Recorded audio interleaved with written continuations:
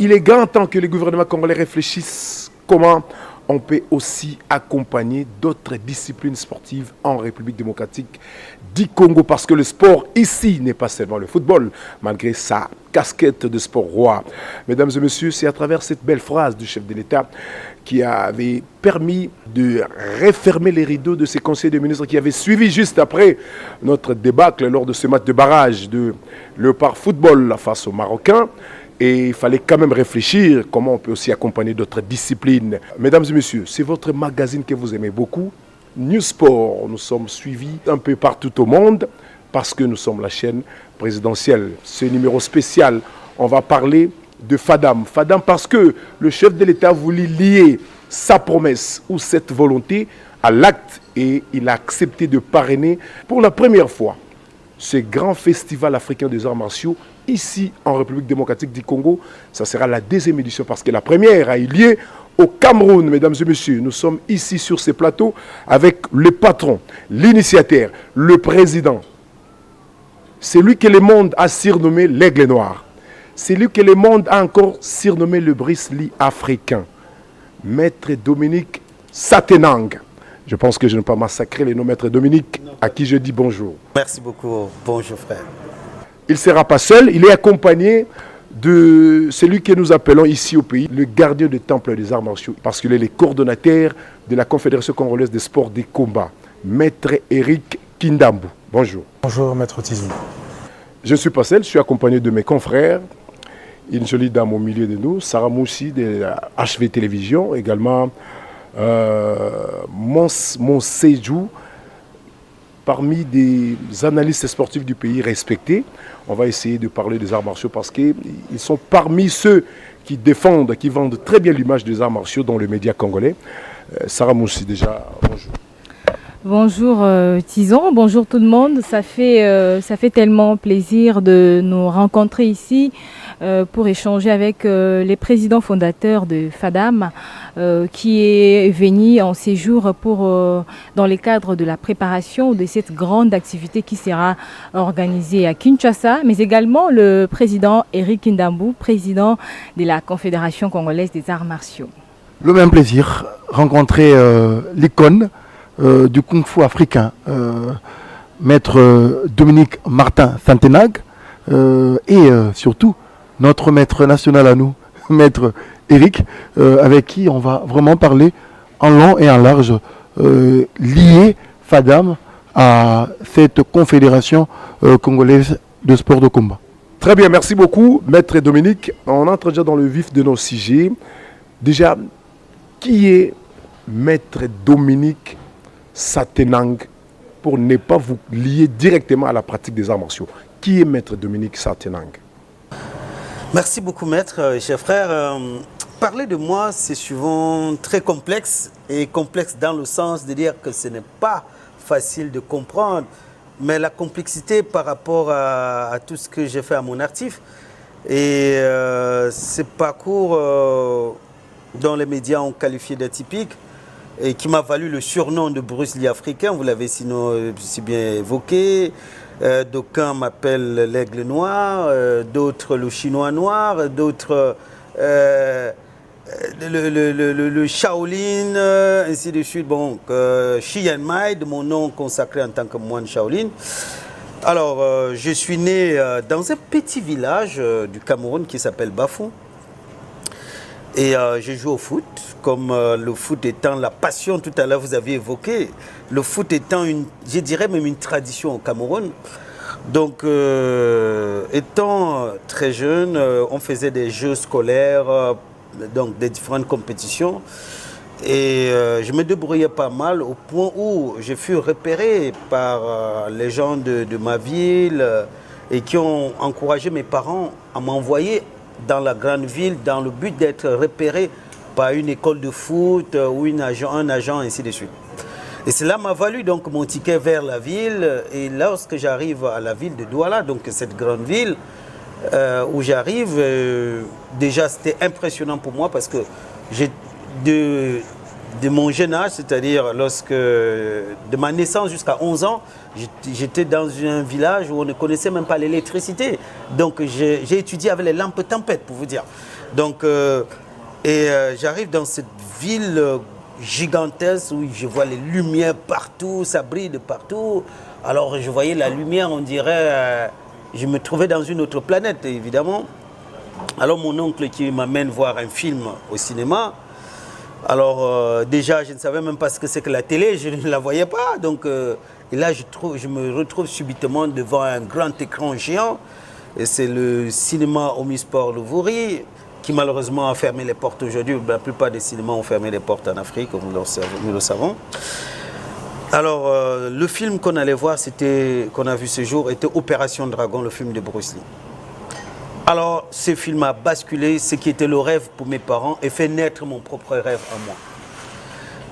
Alors, à la sortie de ce film, j'ai dit à mon oncle, il a vu que je n'étais pas bien, il pensait qu'il avait fait, il s'est gêné, il pensait qu'il a mal fait de m'envoyer voir ce film, alors que c'était tout au contraire. Alors, pour me faire plaisir, il m'a dit, écoute, le week-end prochain, je t'amène voir un match au stade et tout ça. Alors, pour moi, le match c'était fini en fait. Alors, il y avait déjà cette connexion avec le film de Bruce Lee. Alors je lui dis, en fait, tonton, ce que je voudrais faire c'est du kung fu maintenant. Alors il était furieux, il me dit, mais attends, tes parents t'ont envoyé ici faire les arts martiaux. Et à l'époque, là on parle de 1986, voilà, 85. Donc à l'époque, personne ne connaissait déjà trouver une école qui pratique du kung fu. C'était déjà rare, ravissisme ici, donc. À plus forte raison, chercher une école auquel je vais apprendre, donc ce n'était pas vraiment donné, quoi. Alors du coup, mon oncle qui appelle mon père pour lui faire savoir que je tiens vraiment à faire des arts martiaux et tout ça, et qu'est-ce qu'on fait? Mon père dit, c'est pas question, il veut faire du kung fu, tous les Chinois sont pauvres, qu'est-ce que ça va lui porter le kung fu? Roger Mila fait la une des journaux, le Cameroun venait de remporter la Coupe d'Afrique des Nations en 1984 avec Roger Mila qui faisait la une des journaux. Et donc, le fait que je jouais bien, j'étais le capitaine de mon équipe, on voyait en moi le futur Roger Mila. Et comment je vais laisser ce potentiel pour aller faire des arts martiaux?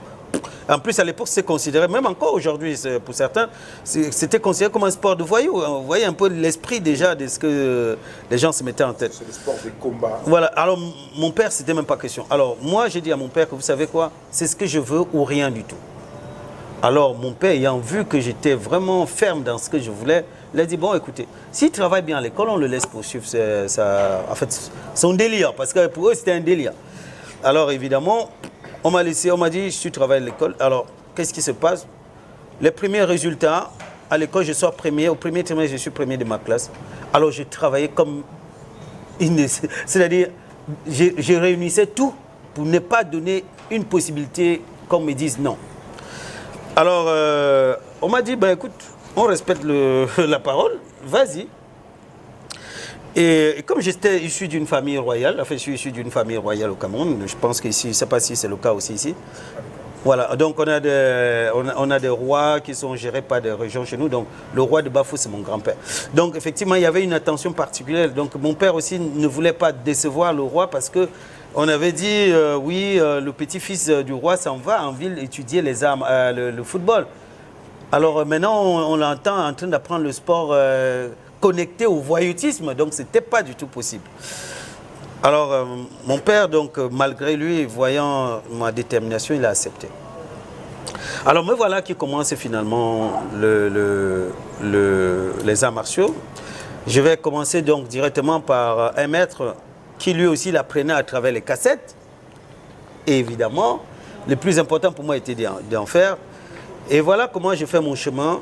Et j'ai évolué comme ça. 6 ans plus tard, ma famille déménage vers le Gabon. J'arrive au Gabon, je suis en train de regarder, tout le matin à 5 h, j'allais courir.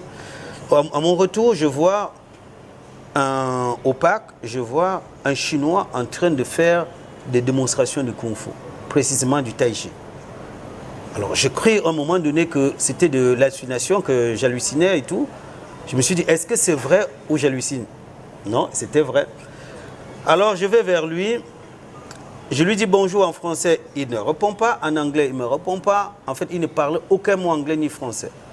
Alors, je voudrais lui faire signe que non, j'ai envie de prendre. Et je me dis, ah, peut-être il va mal recevoir, il va croire que j'ai envie de l'affronter. Trop fort pour l'affronter. Voilà. Et à l'époque, on pensait que tous les Chinois étaient forts. Donc là, comment est-ce que je vais aller affronter un Chinois? Alors, je me suis donc mis à genoux, je lui ai salué. Il a vu mon insistance, il est venu me lever au sol. J'ai essayé de lui parler tout ce que je pouvais dire. Il a donc écrit, il me faisait ça. Je croyais qu'il me disait non. Et je le supplie. Alors il écrit, je partais 5h30. Alors moi, tous les 5 heures, j'étais là pour l'attendre. Et j'ai travaillé avec ce monsieur pendant 1 an et demi. Je viens de passer 1 an et demi avec quelqu'un avec qui on pouvait pas s'échanger parce qu'il ne parlait aucun mot. Et là, vous me dites que vous parlez non seulement notre langue, et vous êtes un champion en Chine de Kung Fu. Je vais apprendre avec vous. Il me dit non, je ne suis pas ici pour enseigner du Kung Fu, je fais la médecine. J'ai dit non, ce n'est même pas une question. J'ai dit vous allez m'apprendre. Alors là, j'étais tellement sûr de moi dans mes déclarations et que ces derniers n'avaient pas le choix. Et alors, on a commencé donc à travailler ensemble. On a mis donc sur pied une association gabonaise de Kung Fu qui est devenue une fédération plus tard. On a donc commencé à promouvoir cette discipline. L'ambassadeur de Chine étant très content de ce qu'on faisait pour la promotion des arts martiaux au Gabon à l'époque. Il m'a demandé ce que j'avais besoin comme matériel. Ils m'ont fait venir du matériel. Je lui ai dit, j'avais besoin d'une chose, aller à Shaolin. Je voudrais me rendre à Shaolin. C'est ainsi que je me retrouve donc à Shaolin. Quand j'arrive à Shaolin, en fait, lorsque l'ambassadeur me dit, qu'est-ce qu'on peut faire donc pour vous aider? J'ai dit, il me faut le visa pour aller en Chine parce que j'ai une invitation de Shaolin. Or, j'avais oublié que l'invitation de Shaolin n'était autre qu'une invitation d'une école qui m'invitait là-bas. Parce qu'à Shaolin, il y a des milliers d'écoles qui sont à Dunfen, donc à 20 km du temple même. Donc, et ces écoles, parce que la Chine, après la visite du président Nixon, le président américain, qui a voulu voir une démonstration de Kung Fu, étant très content, a dit « Waouh !»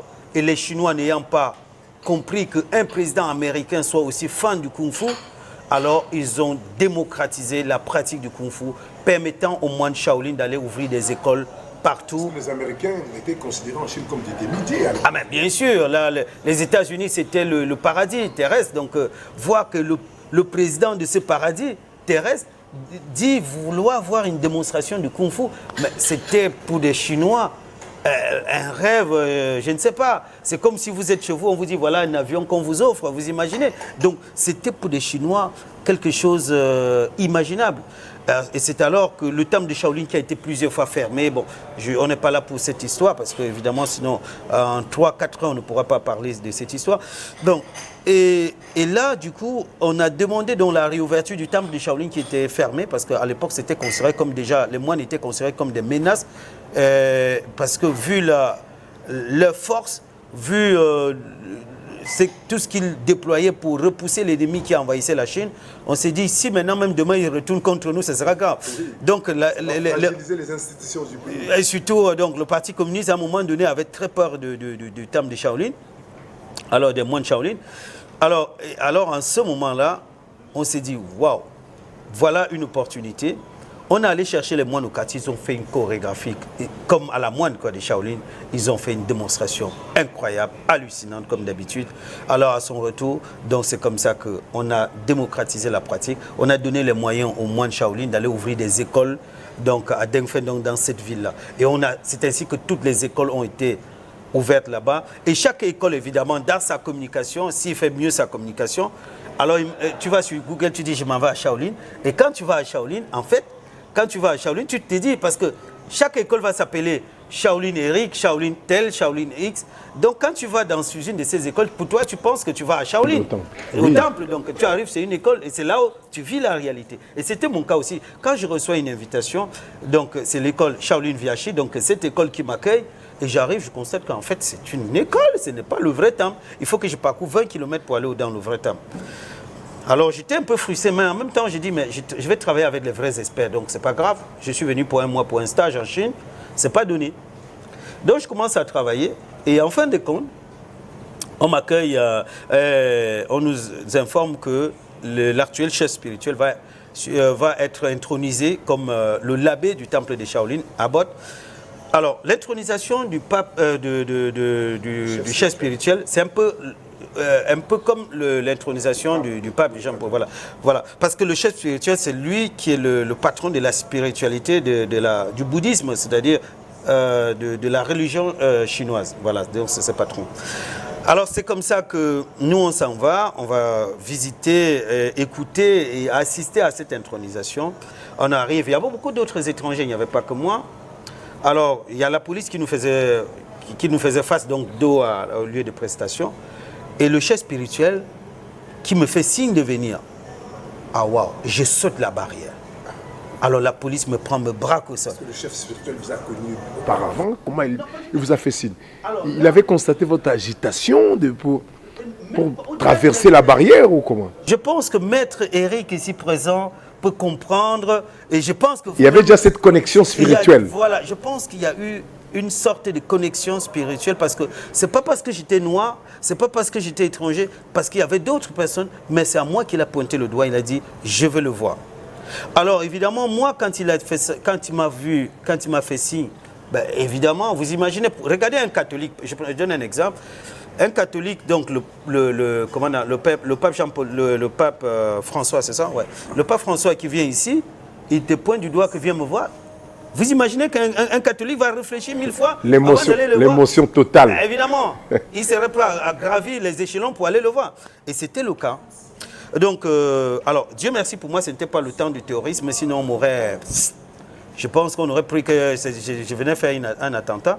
Et c'est comme ça que la garde rapprochée du chef spirituel est venue me lever en disant que non, c'est le chef spirituel qui le demande. Je vais donc vers lui, il sort une carte, il signe, il me dit, vraiment, il me parle, je ne comprenais rien. Il me remet la carte, je suis tellement content. On me fait des photos avec lui, je remonte. J'attends que l'événement finisse, je monte à l'administration, je monte à la direction internationale du temple de Shaolin. Là-bas, ils parlent tous anglais, évidemment, c'est la direction internationale. Je leur fais comprendre que j'ai envie d'étudier, de rester au temple de Shaolin, j'ai envie d'apprendre ici. Alors on me regarde, on me dévisage au point de me dire, je suis une peste ou quoi? Il me dit, mais attendez, vous dites que vous voulez apprendre ici? Mais non, il n'y a pas d'étrangers ici. Il n'y a pas un noir là-bas. Non, même pas question de noir, il n'y a pas d'étrangers. Encore pire, je ne sais pas, mais bref, il n'y a pas d'étrangers. J'ai dit, mais en fait, j'ai eu une invitation du chef spirituel. Et on me regarde, me dit, c'est où ça? Je donne la carte où il a signé. Alors le monsieur me dit, mais ben, écoutez, on va demander au chef spirituel. Vous revenez demain. J'ai dit non, vous faites la photocopie du papier, vous me remettez l'original. Moi, je repars avec mon papier. Alors, le lendemain, je reviens. Ils me reçoivent avec la joie et tout. Après, il me dit, vous attendez, le chef spirituel veut vous voir. Alors là, je me suis dit, vous savez, imaginez que j'ai menti en fait. Alors de savoir que le chef spirituel... La signature d'orthographe qui se transforme en invitation. Alors là, je me suis dit, qu'est-ce que j'ai dit? Alors j'étais dans une panique, je tremblais, j'étais là, je cachais mes mains qui tremblaient. Je me suis dit, mon Dieu, je suis convoqué par un chef spirituel sur qui j'ai menti à son nom, qui m'a invité à m'entraîner ici. Je ne savais pas que ça allait à ce niveau-là. J'étais mal. J'ai jamais eu de mal comme ça dans ma vie. C'est le mal que j'ai le plus ressenti au plus profond de moi. Je tremblais, j'étais comme ça, je cachais mes mains parce que... Alors on se lève, il était tout en joie, il se lève, il s'avance. Et il constate que je ne le suis pas, il m'appelle, il me dit, mais tu es où? I'm coming. J'étais là, j'ai tremblé et tout. Alors, vous vous approchez malembe, là, calmement. Malembe. Donc, et voilà comment je me retrouve à l'entrée et je vois, ils étaient tous là en train de boire le thé. Le chef spirituel était là, on m'accueille et tout, on me sert du thé. Je dis, est-ce que c'est pour me préparer avant de me tuer ou qu'est-ce qui se passe? Quel sort je vais subir? J'étais dans une imagination pas possible. Alors, je vois, on m'amène des tasses, on m'amène les quads, comment on dit ça en français? Les baguettes. On m'amène les baguettes. Alors, on m'amène une petite serviette, c'est un peu comme les sopalins, là, donc on m'amène ça. Et alors, le monsieur me dit, écoute, le chef spirituel est très content de vous accueillir ici. Et voilà, vous allez faire partie des moines de Shaolin. Alors, je me suis écloué au sol, allongé au sol. On est venu devant devant le chef spirituel, je me suis allongé tout à plat ventre. Alors là, je ne savais plus où j'étais. Alors, ils m'ont levé, là, j'étais... C'est comme si, vous voyez, un corps qui n'a pas des os. j'étais, c'est-à-dire mou, j'avais plus de force. Alors là, j'étais là et je me sentais pas bien. On m'a donné de l'eau. En fait, l'émotion était telle que j'ai failli m'évanouir en fait. J'étais à ça de m'évanouir. Merci beaucoup, Maître Dominique. Vraiment, l'histoire est tellement riche. Si on doit continuer avec ça, et on n'aura pas le temps parce que la télévision sur le temps. Vous avez pratiqué les kung-fu en termes de titres gagnés. Est-ce qu'on peut en savoir un peu plus? Alors, après Shaolin, où j'ai passé quasiment 5 ans, il était question... Le temple de Shaolin ne fait pas dans les compétitions. C'est ni les histoires de ceintures, autres là, non. Le temple de Shaolin, c'est un lieu spirituel, religieux. Ça fait vraiment dans une formation, d'accord? Alors, vu comment mes parents, ils avaient beaucoup d'attentes de moi sur l'aspect international, compétition et tout ça, j'ai donc sollicité aller à l'Université des sports de Pékin, donc qui est la plus grande université au monde en matière de sport. C'est là où Jet Li, les plus grands de ce monde en matière de sport, ils ont étudié. Il n'y a pas que les arts martiaux, il y a de tout. Voilà. Alors, j'ai été admis dans cette université et la première année, tout de suite, au vu de mon parcours, de mon travail, j'intègre directement l'équipe de l'Université des sports de Pékin. On a fait des compétitions, j'ai obtenu des médailles au niveau international. L'année suivante, il y a le championnat du monde de Kung Fu, j'obtiens la médaille, double médaille au championnat du monde de Kung Fu, ce qui fait de moi le champion du monde de Kung Fu. Et j'ai obtenu ainsi dans des différentes compétitions plusieurs médailles, dans des différents championnats du monde et ainsi de suite. Et en 2007, je me fais mal au genou. Alors, on me demande, l'Université des sports de Pékin me dit, mais les membres de la Fédération internationale me disent, mais là on a besoin des arbitres pour les Jeux olympiques. Est-ce que ça ne te dérange pas de te former puisque le Wushu sera aux Jeux olympiques en tant que sport de démonstration? Là, nous sommes en 2006 autant pour moi. C'est comme ça que je commence la formation pour être arbitre international. Et je sors diplômé de ma formation en étant le seul francophone arbitre international. Et c'est là où ça m'a valu mon ticket d'invitation par la France pour pouvoir travailler en tant que c'est-à-dire participer à la structuration de cette discipline en France et la formation des juges français. Et vous êtes le seul Africain à être autorisé pour officier des combats de Kung Fu traditionnel. Donc, depuis 16 ans, aujourd'hui, je suis le seul non-chinois, même pas africain, je suis le seul non-chinois. Si vous allez sur le net, quand vous regardez les experts, je suis le seul, généralement, là ça ne se confond pas, je suis le seul non-chinois. Qui officie des combats traditionnels. Qui officialise les championnats du monde de Kung Fu depuis 16 ans. Donc depuis 2006, à nos jours, je suis le seul quasiment. Donc depuis 16 ans. Voilà. Donc, comme je disais, c'est ce qui m'a valu mon ticket pour d'être invité par la France. Et partant de là, ça m'a donné également la réflexion de savoir qu'est-ce que je peux apporter, évidemment, pour le continent dont le besoin aussi est très important. Parce que j'ai constaté une chose, toutes les grandes manifestations, que ce soit les Jeux olympiques, que ce soit autres grands événements, ça se passe en Europe, en Occident, dans d'autres pays, en Asie, ainsi de suite, aux États-Unis. Mais l'Afrique, en réalité, on est toujours en arrière-plan de tout. Même la Coupe du Monde, il a fallu que Nelson Mandela pèse de son poids pour que la Coupe du Monde soit organisée. Avec une grande difficulté d'ailleurs. Alors, avec beaucoup de difficultés, sachant, alors que les Africains aujourd'hui, tout pour eux c'est le football. Et même là pour organiser ça a été difficile. Aujourd'hui, quel est les seuls pays qui ont allé jusqu'en quart de finale, c'est le Cameroun et le Sénégal et le Ghana. Mais est-ce que vous imaginez aujourd'hui un pays africain champion du monde de foot? Vous voyez? Lorsque vous vous approchez pour la gagne de ces titres, les choses deviennent encore plus compliquées. Alors qu'aujourd'hui, quand on parle dans les arts martiaux, me voilà aujourd'hui qui est allé au-delà de tout espoir. J'ai gagné des championnats. Il y a des Africains, je parle notamment au niveau du Congo, qui ont remporté des titres mondiaux dans les sports de combat. Donc, à ce niveau, nous pouvons. Et c'est la raison pour laquelle je pense que, malheureusement, la visibilité, malheureusement, la communication à ce niveau manque beaucoup. Merci beaucoup, Maître Dominique. Je pense que je ne peux pas monopoliser la parole. Ma conseillère ici, elle avait beaucoup peur lorsque vous avez parlé hier dans cette séance de travail avec la Confédération.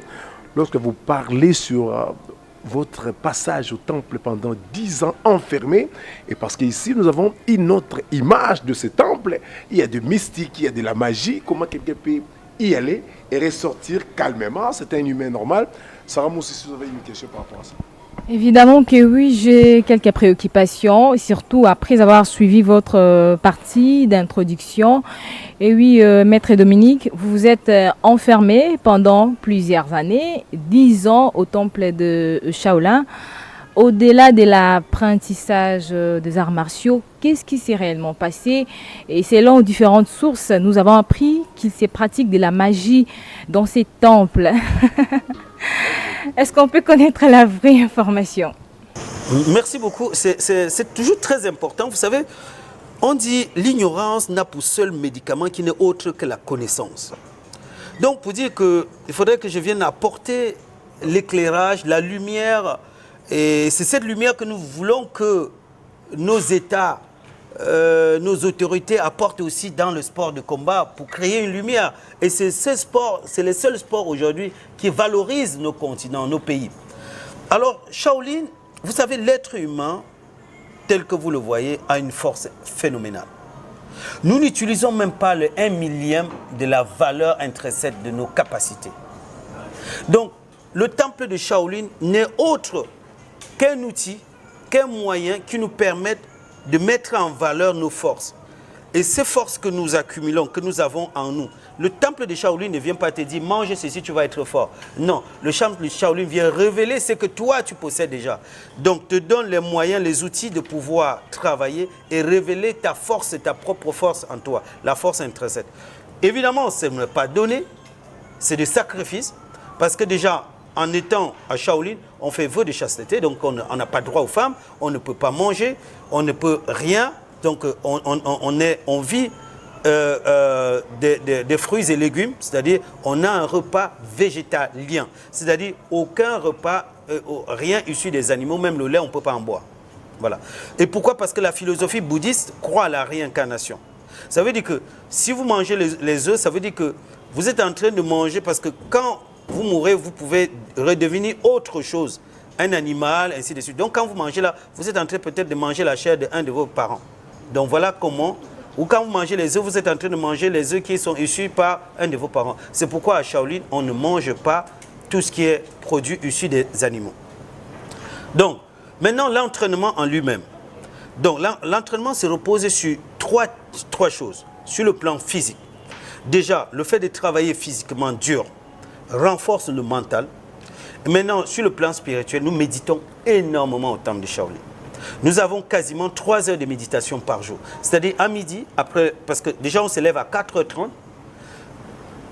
À 5h, on parcourt le mont Songshan pour une partie des troupes. D'autres font la méditation, font la prière pour la paix au monde. Et à 6h, tout le monde s'est réuni autour de la table en présence du chef spirituel pour le repas le plus important de la journée. À 8h, on commence la séance d'entraînement jusqu'à 11h30, le petit déjeuner. À 12h30, séance de méditation. À 14h, on reprend les entraînements. À 17h30, le repas pour le dîner. À 19h, séance de méditation. Et à 20h, on a terminé. Voilà le programme à Shaolin. Donc c'est un travail de manière intense. Qu'il pleuve, qu'il neige, voilà comment ça se passe. Il m'arrivait de faire 3 jours sans me doucher. C'est-à-dire j'arrive, je suis tellement épuisé que j'ai dit je m'allonge un peu et je me retrouve le lendemain à 4h30 pour me lever. Et ça m'est arrivé d'enchaîner comme ça 3 jours. Et même pas question de volonté, tellement le corps il est épuisé.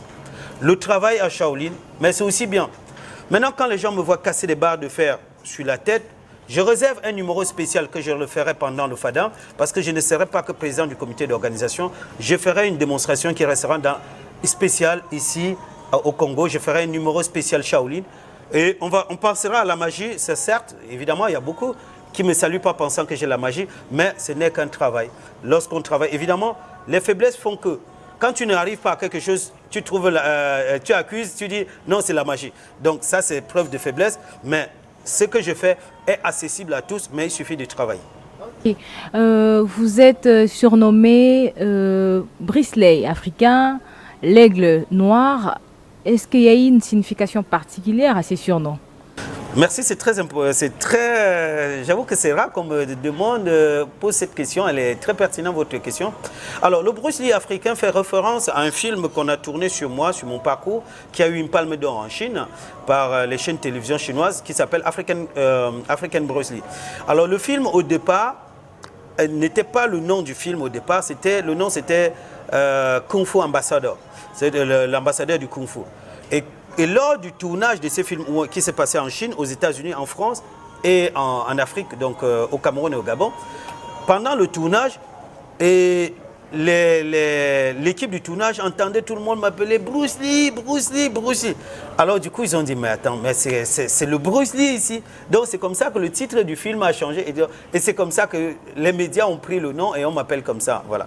Maintenant, entre l'Aigle Noir, alors, je faisais, lors du championnat du monde, je faisais une démonstration qui s'appelle l'aigle. Donc, c'est ça.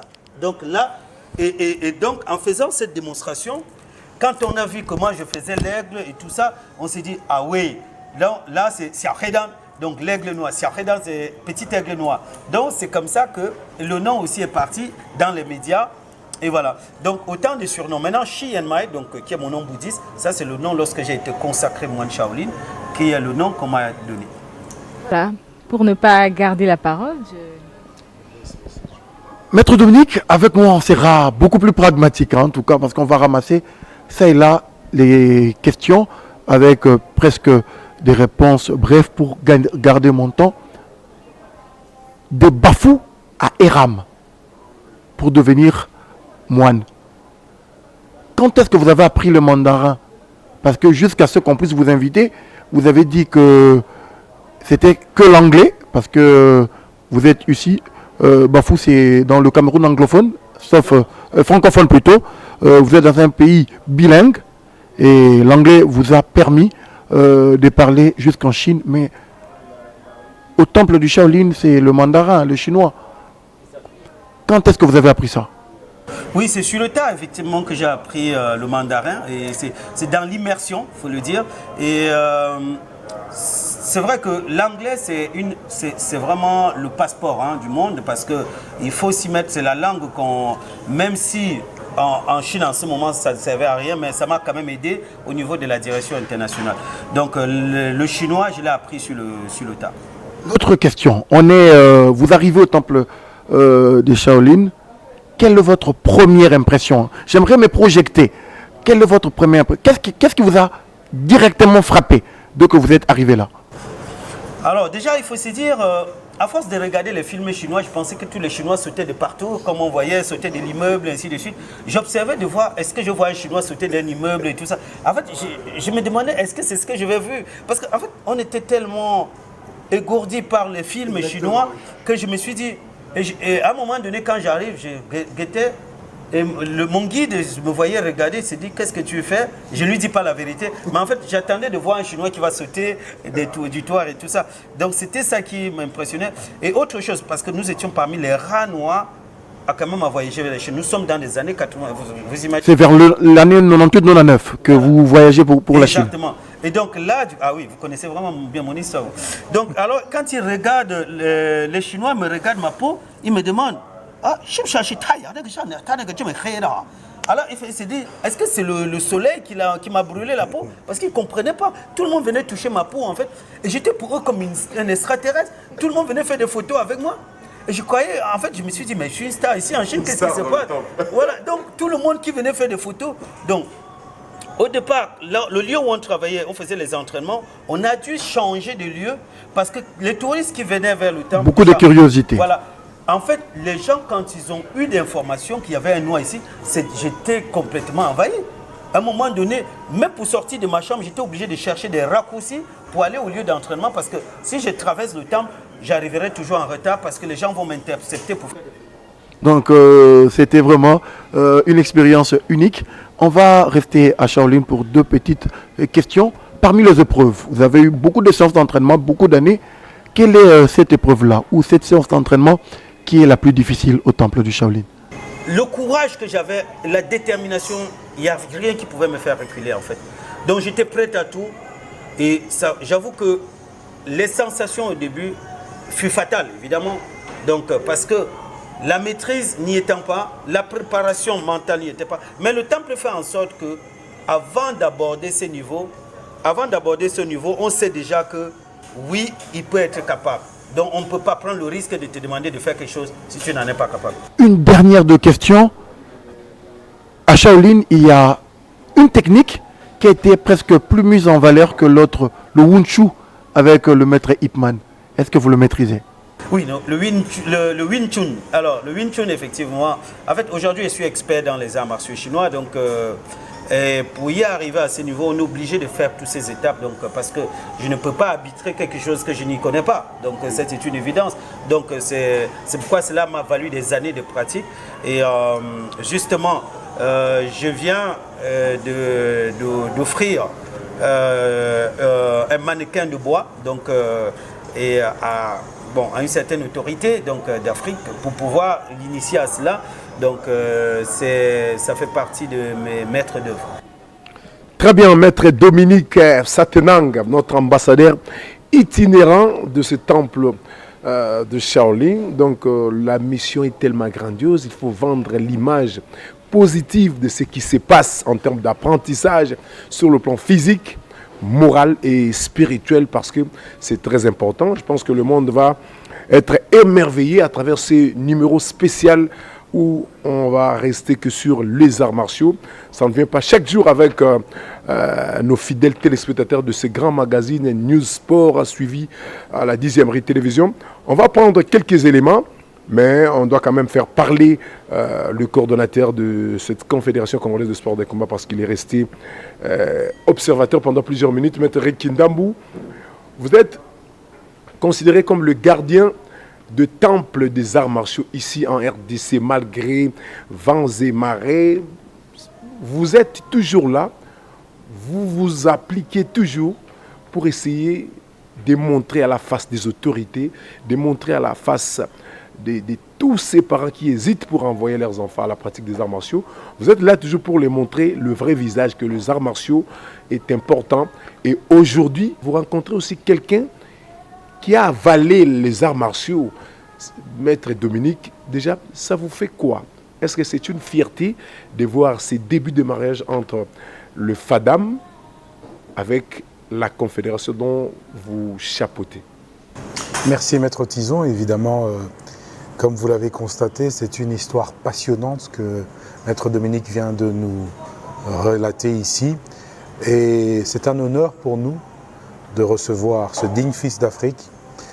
Au-delà de tout le côté sensationnel que peut regorger cette histoire, il y a les points les plus importants que vous avez dit qui sont les nôtres, que nous voulons vulgariser, c'est la détermination. Et le parcours de Maître Dominique est la preuve qu'avec la détermination, avec la volonté, on réussit toujours. C'est ça que nous enseignons dans les arts martiaux. En anglais, on dit « never give up », ne jamais abandonner. Il a eu toutes les bonnes raisons pour abandonner, des raisons socio-économiques, des raisons familiales, des barrières de la langue. Mais tellement qu'il était déterminé par ça, il a accompli ce que pour nous aujourd'hui est un exploit, mais qui pour d'autres peuvent aussi, comme lui qui est allé regarder Opération Dragon et qui en a fait son leitmotiv, peut-être qu'aujourd'hui au travers de cette émission, d'autres jeunes Congolais, Africains pourront avoir la même détermination, pas que pour les arts martiaux, mais pour des choix de vie. Et à cause de ça, nous avons voulu recevoir ce digne fils d'Afrique, pratiquant des arts martiaux, frère d'armes, dans ce moment que nous allons partager avec le Festival africain des arts martiaux. La Confédération ne pouvait être que dans la joie.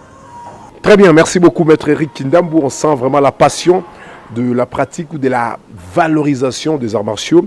Et on va rentrer rapidement du côté de la régie pour prendre l'arrivée de Maître Dominique. Il était atterri à l'aéroport d'Njili le lundi 23 mai à 2h du matin sur invitation de la présidence de la République. Mesdames et messieurs, comprenez que le chef est déterminé de valoriser la pratique des arts martiaux, des sports, des combats, parce que on en a quand même plusieurs titres. On a enregistré plusieurs titres à travers la boxe, où notre frère, notre compatriote Junior Makabu nous a émerveillés. Et plus récemment, il y a son jeune frère, son petit frère Martin Bakole, qui a encore fait la fierté, qui a gagné ses combats devant Tony Yoka, l'homme qui a tout appris en France, alors qu'il est de père congolais également, et avec le retour du président Eric Kinzambi, à ne pas confondre avec Eric Kindambou, Eric Kinzambi, le président de la lutte et associé, qui vient de rafler quand même pas mal de médailles au championnat africain au Maroc. Donc ça prouve à suffisance que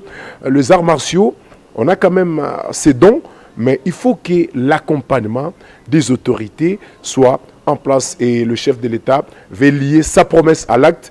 On va revivre comment le maître Dominique était atterri à Kinshasa le 23 mai à 2h du matin. Lundi 21 mai 2022, à 2h du matin, l'aéroport international d'Njili à Kinshasa a vibré au rythme d'arrivée de père fondateur de Festival africain des arts martiaux, FADAM en sigle. Maître Dominique Satenang, sur invitation de la présidence de la République démocratique du Congo, un groupe de pratiquants congolais des arts martiaux a été dépêché sur place par la Confédération congolaise des sports des combats, où leur présence a envoyé les Bruce Lee africains aux anges, qui a profité directement de sa sortie de tarmac pour livrer son impression et l'objectif des FADAM au micro des journamètres. Je suis très content, très ravi d'être au Congo et je pense que ce qui m'amène, comme vous le savez déjà, donc le prochain festival africain des arts martiaux, qui est le plus grand festival du continent, et voire même du monde entier, qui sera au Congo. Donc vous l'avez déjà là, donc FADAM 2023 au Congo. Alors l'objectif pour nous aujourd'hui dans le cadre de FADAM, c'est de pouvoir permettre à la jeunesse de bénéficier des bienfaits et de mettre en lumière les arts martiaux. Ce n'est pas pour rien que le chef de l'État congolais, Félix Antoine Tshisekedi, a donné son accord des principes pour le parrainage de ces grands festivals africains des arts martiaux. C'est parce qu'il y a aussi un bénéfice économico-culturel pour la jeunesse de son pays. Le FADAM aujourd'hui est soutenu par les grandes stars du monde de films d'action tels que Jackie Chan, donc Jean-Claude Van Damme. Nous avons récemment reçu aussi le soutien de beaucoup, tels que Cynthia Rothrock, voilà, on a également son soutien. Donc on a Gérard Depardieu, Jean-Claude Van Damme, je pense que j'en ai cité. Donc on a le soutien de tous ces gens. Donc la question effectivement ne concerne pas seulement les pratiquants d'arts martiaux, et c'est surtout la jeunesse africaine. Donc cette jeunesse auquel nous devons laisser un héritage. Et c'est de ça qu'il s'agit. Donc il est important justement pour nous qui avons franchi le cap au niveau de cette discipline, de montrer le chemin à la jeunesse congolaise, donc la jeunesse africaine de manière générale. Donc nous avons 60 pays qui vont participer au FADAM. Nous avons en termes d'artistes, c'est-à-dire quand on parle d'artistes, on parle d'artistes martiaux et artistes culturels, donc les chanteurs et ainsi de suite. Il y en aura pour 1000 personnes. Donc à la cérémonie d'ouverture et la cérémonie de clôture. Nous avons plus de 5000 compétiteurs athlètes. Donc, et ce sera l'occasion aussi de valoriser, de mettre en lumière les arts martiaux. Parce que là, comme vous le savez, dans le continent, on parle plus de football, de sports ayant de visibilité que de sports de combat. Et pourtant, aujourd'hui, les sports de combat créent chez la jeunesse, vraiment, c'est un outil qui permet de valoriser, qui crée vraiment une force importante auprès de la jeunesse. Kinshasa est très déterminé à bétonner la deuxième édition de FADAM 2023. Ado signé Fachi Béton, Soukaina, toujours.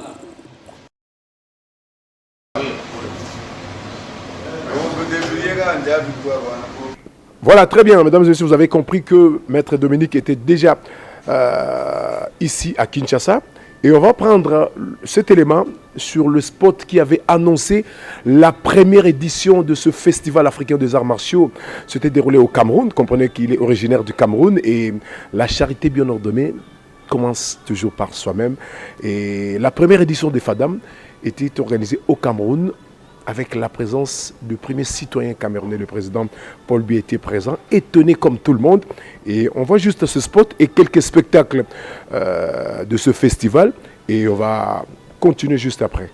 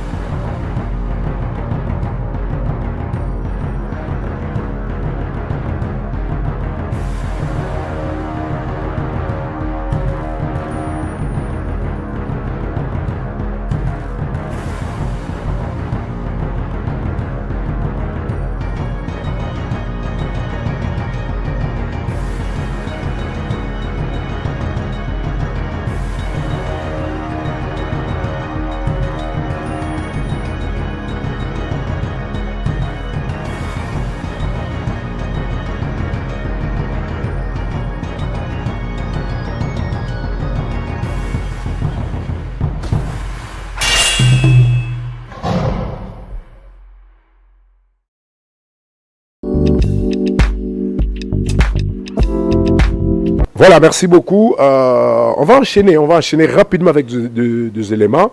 Et on prend cette séance de travail qui a eu lieu le mardi 23 mai, le mardi 23 mai, ici à Gombe, dans un très beau cadre organisé par la Confédération congolaise de sport des combats sous la coordination de Maître Eric Kindambu, où l'initiateur de FADAM, il fallait quand même qu'il explique auprès de ses responsables de différentes fédérations de sport des combats, c'est quoi FADAM. Et c'était une séance sous l'arbitrage de la présidence de la République. Toujours comprenez la passion, comprenez les soucis du chef de l'État pour redonner quand même l'image des arts martiaux ici en RDC. C'est possible avec FADAM. Suivez et puis on va continuer à décortiquer c'est quoi FADAM avec l'initiateur qui est avec nous ici présent.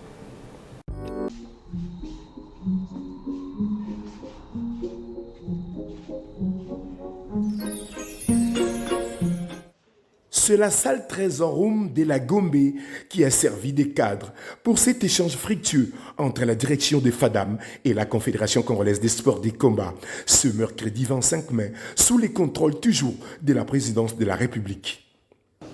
Mais, monsieur le président des différentes fédérations et membres, je tiens à saluer et vous remercier de votre présence. Une séance de travail qui a permis à chaque dirigeant des fédérations concernées de comprendre la grandeur et l'intérêt de recevoir FADAM en RDC 2023. Dans l'esprit de la Confédération congolaise des sports de combat, nous envisagions déjà d'organiser la nuit des arts martiaux en RDC. Donc le FADAM vient nous prendre dans cet élan festif et nous ne pouvons que saluer cette initiative qui a choisi la RDC comme siège de sa 2e édition. L'envoyé du chef de l'État congolais à ses assises, Madame José Emina, garde cette ferme conviction de voir le FADAM RDC 2023 soit la meilleure de toutes les éditions qui vont suivre. Nous sommes de la première institution de la République. Nous avons les temps avec nous et nous savons comment est-ce que nous allons gérer ces des grandes activités qui vont se dérouler en République démocratique du Congo, et je pense que et pour la francophonie et pour le FADAM, ça sera la première fois en République démocratique du Congo. Et donc il y a vraiment il y a une équipe qui y travaille et je vous assure que nous allons mettre notre savoir-faire pour que le FADAM vraiment soit une réussite en République démocratique du Congo, et le monde entier retiendra que le festival qui s'est passé en RDC n'aura jamais de pareil. Merci. Le président fondateur de ce festival africain des arts martiaux restait toujours épaté de l'importance qu'a aujourd'hui son grand projet, qui réunit plus ou moins 5000 athlètes et 1000 artistes martiaux venus des 4 coins du monde. Déjà, l'accueil que j'ai eu à l'aéroport m'a donné la joie de m'installer ici, même jusqu'au prochain FADAM.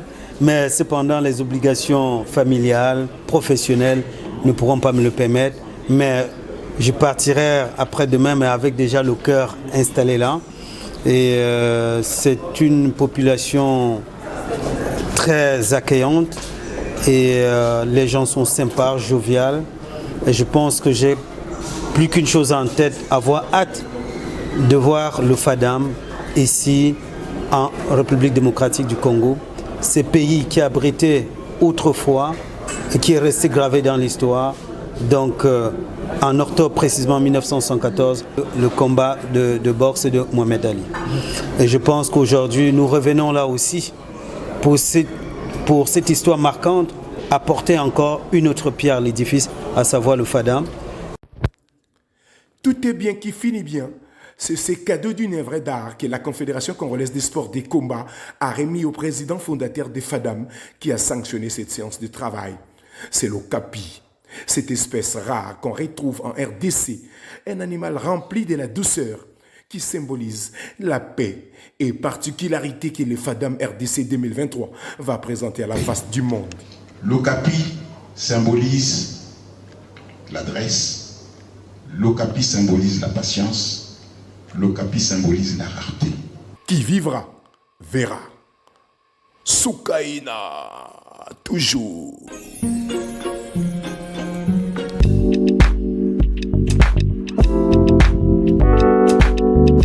Très bien, merci beaucoup, vous avez compris. Donc, on va aller comme ça. Maître Dominique, déjà, d'où est venue l'idée de la création des FADAM? On l'avait compris avec votre speech du début de cette émission, le souci de valoriser l'image des arts martiaux, le souci de donner aussi de la place en Afrique en termes d'organisation de grands événements à ce qui concerne le sport. Mais déjà, pourquoi FADAM? Pour qui FADAM? Alors, déjà, FADAM, c'est au-delà de l'aspect événementiel, repose d'abord sur la jeunesse africaine. Parce que quand on parle du devenir de l'Afrique, nous parlons, l'Afrique c'est le berceau de l'humanité. Que sera donc ce berceau de l'humanité sans la jeunesse, sans la force vive de la jeunesse? Alors, avec mon parcours tel que je vous ai donné en résumé, évidemment, parce que s'il faut le parler, on parlera des heures, il était important pour moi, parce que l'Afrique aujourd'hui, en Occident, en Asie, en fait, l'Afrique a toujours été vue ou considérée comme un continent où règne la pauvreté, un continent où règne la misère, un continent où il n'y a pas d'infrastructure, il n'y a rien ne peut se passer.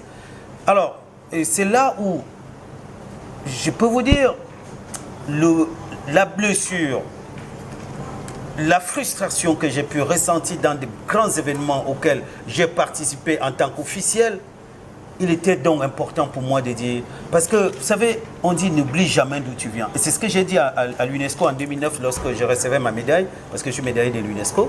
J'ai fait comprendre que vous savez, le fait que j'ai embrassé la culture asiatique, chinoise précisément, ne veut pas dire que j'ai oublié ma culture, car n'oublions jamais d'où nous venons. Pour moi, il est important d'apporter la lumière et de faire comprendre aux gens que le continent africain est riche. Il n'est pas seulement riche de nos matières premières que les gens viennent piller, mais il est riche de toutes forces intelligentes, ainsi de suite. Donc il était donc important pour moi, parce que quand on voit les Mike Tyson, on voit tous ces gens, tous ces grands de ce monde, que ce soit des musiciens... le feu Mike Jackson vient de l'Afrique. Voilà. Donc Michael Jackson, ainsi de suite, tous ils viennent, Mohamed Ali, tous ils tirent leurs origines d'Afrique. Donc il était donc pour moi de revenir au berceau et de bâtir c'est-à-dire le véritable berceau pour montrer aux gens que oui, sans doute les arts martiaux sont issus d'ailleurs, mais il y a quelque part certaines de ces forces, de ces origines, il y a aussi en Afrique.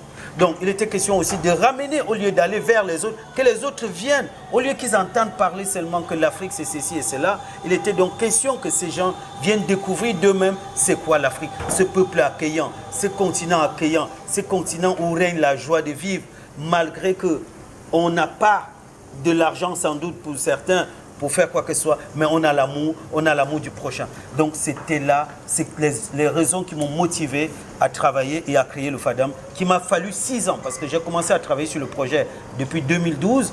Donc comme je vous ai dit, dès 2014, même il y avait déjà les Congolais qui venaient à Paris, me disaient viens le faire ici. Quelles sont les nationalités qu'on peut retrouver dans votre équipe, équipe d'organisation, équipe de réflexion ou l'équipe de direction de FADAM? L'équipe, c'est de tout. Nous avons des Africains, des Européens, des Asiatiques, des Américains. Donc c'est un événement déjà qui se veut international. Pourquoi baptiser Festival africain des arts martiaux? Comme le disait quelqu'un, donc Francis Ganou, qui me disait, mais champion, quand tu dis africain, pourquoi les autres viennent? J'ai dit, mais non Francis, c'est un événement organisé en Afrique et on accueille des autres également. Donc on a aujourd'hui 60 pays. Donc on a une quarantaine de pays africains. Plus de 5000 athlètes, il y a plus avec de 1000 artistes. 1000 artistes. Alors les 1000 artistes, il faut savoir une chose, parce que le but c'est de valoriser, mettre en valeur le pays hôte, le pays d'accueil du FADAM, c'est-à-dire la RDC. Donc sur les 5000 athlètes, les 5000 artistes, il y a 500 qui viendront de la RDC. Sur les 1000 artistes. Sur les 1000 artistes, donc la moitié quasiment, et 200 autres viendront des autres pays africains, et 300 seulement viendront des pays hors continent africain. Donc c'est ça qui fait les 1000 artistes. C'est un grand événement, vraiment. Et ces artistes, ils vont faire un show inédit au grand stade, évidemment, pendant la cérémonie d'ouverture le samedi et la cérémonie de clôture qui aura lieu. Qui représente la cérémonie d'ouverture de FADAM? Merci beaucoup. Alors, dans le travail que je menais pour bâtir le FADAM, c'était aussi l'observation des Jeux Olympiques. La Chine a permis au monde de découvrir le patrimoine, la valeur culturelle, la force que dégage la culture d'un pays. Et moi, la cérémonie d'ouverture doit refléter l'image des Jeux Olympiques. Parce que ne rêvons pas, soyons réalistes dans la vie. Je ne vois pas l'Afrique demain en train d'organiser les Jeux Olympiques. Donc, vous imaginez, ça a pris des années pour organiser la Coupe du Monde. Mais à travers FADAM, je veux nous faire vivre nos propres Jeux Olympiques à travers les arts martiaux. Ça, c'est ce que je veux faire. C'est-à-dire que le Congo va déployer son patrimoine culturel. Parce que ici, il faut savoir, dans l'étude que j'ai pu réaliser avec le Congo, dans chaque province, les cultures se diffèrent.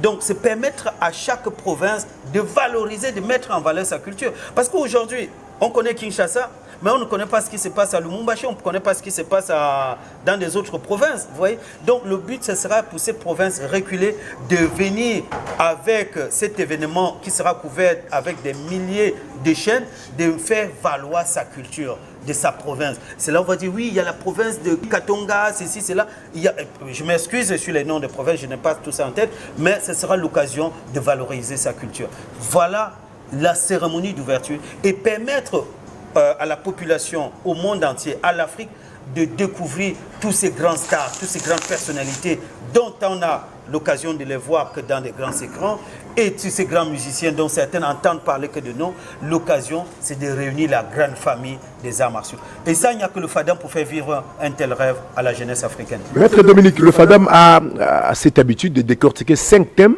lors de ses organisations.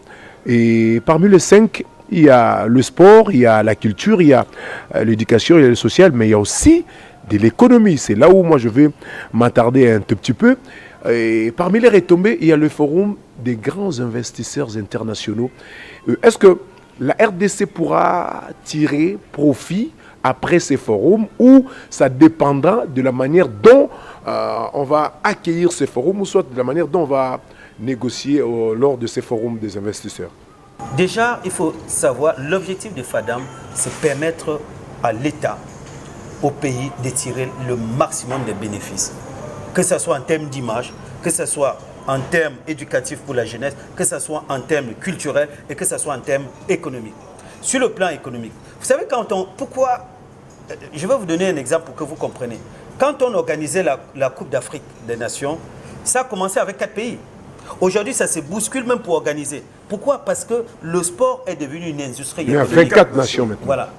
Donc aujourd'hui, c'est devenu une industrie. Alors, qu'est-ce qui se passe? Le FADAM, je suis vice-président de la Chambre de commerce et Chine Afrique. Quand on me sollicite pour tel pays, pour un projet qu'on veut réaliser, quand je sollicite l'investisseur, il dit « Ah oui, ce pays, c'est en guerre ». Donc, il y a encore l'image, les clichés qui font savoir que tel pays, c'est en guerre, tel pays. Alors, si un pays comme le Congo, pour certains qui imaginent encore, qui se renvoient des clichés, des faux clichés dont on les donne dans les médias, ainsi de suite, parce que les médias, il faut dire que malheureusement, certains médias en Occident sont sans doute, je suis désolé, je pèse mes mots, sont parfois manipulés par ce qu'on veut dire aux gens. Alors, si un pays pour lequel on renvoie des faux clichés arrive à accueillir un tel événement avec autant de pays et avec l'image que ça va dégager, il est donc important que cela doit attirer aussi des investisseurs. Et logiquement, l'État ne peut être que gagnant parce que là, et pas seulement l'État, mais aussi les entreprises privées qui doivent travailler avec leurs confrères, avec les autres entreprises internationales pour créer ce qu'on appelle joint venture, pour travailler ensemble. Voilà, donc une relation B2B. Donc l'objectif, c'est ça, permettre justement de lever justement le doute, de lever tout ce qui est suspicion et permettre de travailler sur la clarté, la vérité, de montrer que oui, au Congo, il est possible d'investir, oui, au Congo, il est possible de visiter, oui, au Congo, les investisseurs locaux, tout comme les investisseurs internationaux, peuvent s'affronter, oui, il est possible qu'au niveau même du continent africain, que les autres Africains peuvent venir investir ici et vice-versa. Voilà la lumière et qu'à travers ces forums, évidemment, le Congo ne peut être que bénéfique. Oui, au Congo, il est possible de vivre autrement. Rien que de rester sur ces images négatives du pays, oui, il peut y avoir quelque chose, mais c'est possible de vivre autrement au Congo. Ce que le FADAM va nous apporter, ça sera un événement vitrine pour nous. Maître Eric Kindambou, parce que nous chitons, nous sommes dans nos fêtes déjà signes. Est-ce que ce mariage entre la Confédération congolaise de sport des combats et le FADAM, oui, vous êtes déjà plongé dans cette équipe d'organisation de FADAM, selon ce que l'initiateur nous a dit. Est-ce qu'après FADAM, au travers la Confédération, on peut aussi espérer vivre ces festivals congolais des arts martiaux organisés par votre confédération? Est-ce que l'organisation des FADAM vous inspire pas autrement, même si vous êtes aussi sur ce chemin? Je pense que vous le savez aussi, la RDC avait déjà commencé en interne à travailler sur le trophée Massano, qui est en fait notre façon de primer et de mettre en valeur les arts martiaux congolais. La nuit des arts martiaux congolais était déjà en train de se préparer et de travailler dessus avec notre ministre de Sport. Nous avions déjà des cahiers de charges dans ce sens-là. Et le FADAM est venu en fait rendre ça encore plus éclatant, plus de couleurs. Je ne dirais pas que nous parlons ici de mariage, mais nous parlons de fraternité. Parce que bon, le mariage peut être consommé et à un moment donné dissous, mais lorsqu'on parle de fraternité... Ça peut aussi être continuel, le mariage. Oui, c'est possible, mais lorsqu'on parle de fraternité, ce sont les liens du sang qui font que même s'il y a divergence, on finit toujours par se rapprocher. Voilà. Vous pouvez le dire en anglais pour qu'ils comprennent. Hein. Ah oui, on va le dire en français, c'est pour dire que les liens de famille peuvent rencontrer beaucoup de difficultés, mais indissociables. Voilà, c'est de manière la plus simple. Donc je disais, concernant la Confédération congolaise de sport de combat, cela ne fait que nous reconforter, parce que nous n'allons pas simplement briller au niveau national, mais nous allons briller au niveau international, et pour le plus grand plaisir de tous les Africains, et surtout du Congolais, parce que n'oubliez pas, en 1974, ici, le combat Mohamed Ali et Foreman nous avait déjà fait une belle vitrine, nous pratiquants des arts martiaux, nous amis des sports de combat, et aujourd'hui le FADAM vient nous donner une deuxième opportunité pour rester dans l'histoire. Merci beaucoup Maître Eric Ndam, parce que nous chitons déjà, Sarah Moussi. Une toute dernière question. Et puis une petite question pour Maître Dominique. Maître, parmi les partenaires de FADAM, les plus grands étaient acteurs et producteurs de films. Même cas pour le deuxième et le troisième. Là, je vois Jean-Claude Van Damme et Jackie Chan. Est-ce que Maître Dominique a eu déjà aussi à tourner un film? Oui, les films, je l'ai fait. J'ai même été chorégraphe de films d'action. Et j'ai refusé tout simplement d'être, comment on appelle, une marionnette, c'est-à-dire un figurant, parce que vu le parcours que j'ai, champion du monde, ambassadeur du temple de Shaolin, premier noir de ceci, cela, donc je me suis dit, je ne veux pas être juste figurant, parce que aujourd'hui, malheureusement, les Américains ne feront pas de moi leur acteur, c'est tout à fait normal. Les Chinois non plus. Donc il revient à l'Afrique en fait de créer et de former aussi ses propres acteurs. Parce que chacun valorise sa propre culture. Vous comprenez? Alors, pourquoi voudrez-vous qu'un Américain me prenne et me mette son acteur principal? Ça c'est clair. C'est comme vous voyez, les films américains, les Français sont toujours des figurants ou soit des bandits. Donc c'est comme ça. Et moi, par rapport à mon éthique martiale, c'est pourquoi j'ai créé aussi le FADAM, et aussi de promouvoir le talent de la jeunesse africaine et nous donner, parce que le FADAM, évidemment, est beaucoup grand. Déjà, à partir de l'année prochaine, il y aura une édition qui va s'appeler FADAM, tous les un bimensuel, tous les 6 mois, pour permettre de regorger des talents des jeunes africains et qui les permettent aussi de vendre l'Afrique. C'est ça qui est très important. Maître Dominique, une dernière question. À travers vous, on a tous appris que le temple du Shaolin a ouvert, grâce aux bourses, aux potentiels élèves africains. Est-ce qu'un jour, vous avez été au Mali, en Côte d'Ivoire, pour dénicher quelques talents?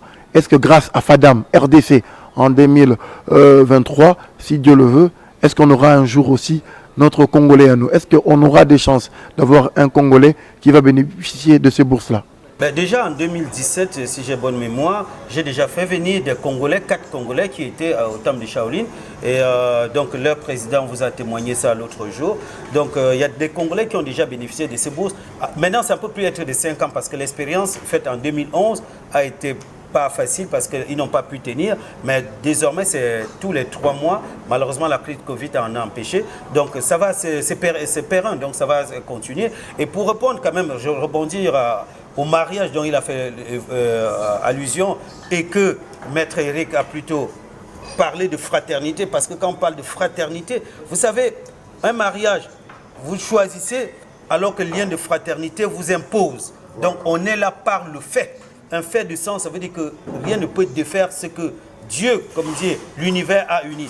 Et je pense qu'aujourd'hui, pour vous dire aujourd'hui, le FADAM sera toujours là pour accompagner les actions de cette confédération qui, aujourd'hui, il n'y en a pas autant d'exemples comme ça dans le monde. Comme je vous le disais, le Congo en fait l'exception et c'est la raison pour laquelle j'ai félicité à dire comment arriver à réunir autant de fédérations. Parce que quand bien on parle des autres fédérations de foot et tout ça, il n'y a qu'une seule fédération. Mais là, vous en avez 21 fédérations. Et arriver à rassembler ces forces, il faut le faire. Et c'est la raison pour laquelle le FADAM sera toujours là pour soutenir. C'est-à-dire, après FADAM ne veut pas dire on ferme les portes au Congo, mais le FADAM sera toujours présent pour accompagner donc, cette confédération dans ses actions nationales. Maître Dominique Satenang, l'émission est tellement riche, on n'a pas besoin de terminer parce que c'est le problème des temps à la télévision et vous avez également d'autres occupations. Nous sommes arrivés au terme de cette émission, Maître Dominique. Je vous dis merci. Merci beaucoup, Maître. Merci beaucoup à vous et merci, cher Maître. Ça m'a fait plaisir. Merci également Maître Rikindambou, merci Sarah Moussi, merci également Mons Monsedjou, les réformateurs. Mesdames et messieurs, nous sommes arrivés au terme de cette émission spéciale arts martiaux avec comme invité spécial également Maître Dominique Satenang, le premier noir, je précise bien, le premier noir à être accepté au temple de Shaolin.